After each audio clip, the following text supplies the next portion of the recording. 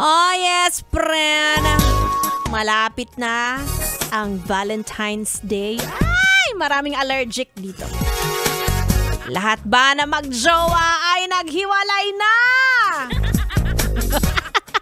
Pwede ba pong humabol? Hindi ba tayo umaabot sa kota?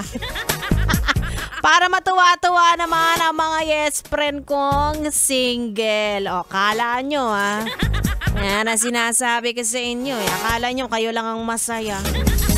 Anyway, I am back. It's me, Ganda Wanda. Kasama nyo pa rin dito sa 101.1 Yes FM. Pero totoo, no? Napapansin nyo ba na habang papalapit ng papalapit ang araw ng mga puso, maraming nawawasak na relasyon. Diba? Naglalabasa ng mga baho ng mga magjowa na akala mo perfect sa social media. Pero sa totoong buhay, may kirida pala. Diba? Kaya kung hindi mo pa isinisiwalat ang kalokohan ng jowa mo, ay naku yes, Brent, it's your time to shine.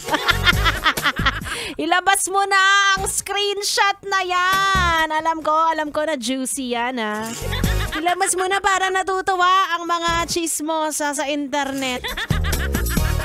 Charot lang. Oy, alam nyo ba, maaaring ginagawang entertainment yan ngayon, ang mga kaliwaang nangyayari. Pero nakakalungkot, no? Papunta na ba tayo sa panahon na ino-normalize na natin ang pagkakaroon ng third party?